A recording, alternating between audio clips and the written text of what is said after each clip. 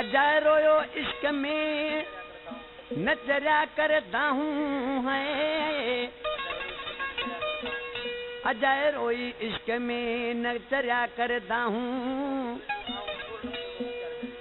वो भी तू जूदा हूँ मूरन बुध दो मुख्तार चवे। ही मुख्तार झूने जो दोहड़ो आहे जेको शाहिद ऐं सलीम जो नारे जो दोस्त आहे। अली गुल चांडिया आज के वेचारो पंहिंजे महबूब जे ॾुखनि सूरनि में सफ़ा बीमार थी पियो, हुनखे खणी अस्पताल रसायूं, सफ़ा अबरो थी वियो, न ॾींहुं राति निंड कोन करे।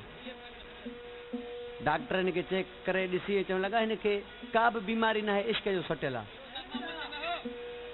जे न ही निंड न कंदो त ही कोन बचंदो। तो ते दोस्त ॾिसी छा पिया चवनिसि, अदो इल्ताफ़ ॿिया टिया सभई मथां बीठा आहिनि, छा पिया चवनिसि, ओ चरिया सॼी राति जागी दो न करे,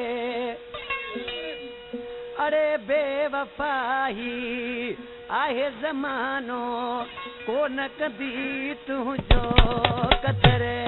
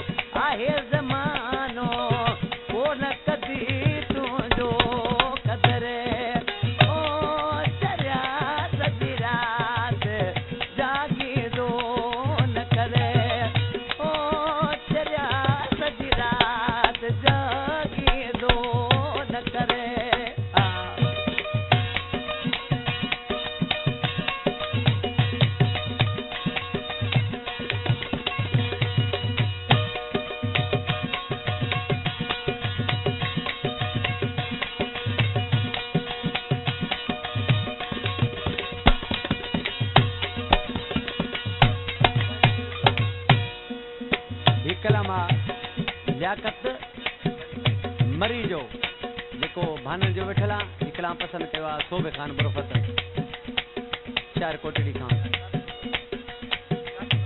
ऐं कासिम बुरफत। आशिकी माण्हू ॾिसी छा थो चए, पंहिंजी दिलि खे तूं पले वञ हाणे न हुन खे यादि करे।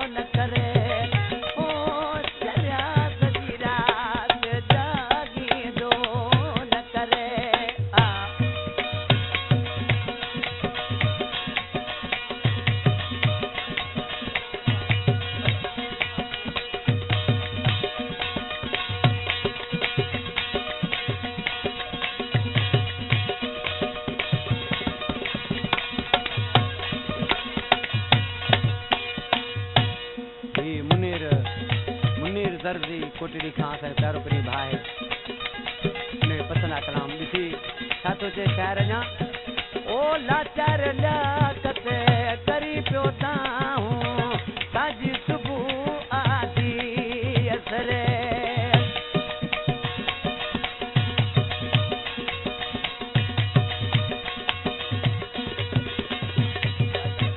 लाचार लियाकत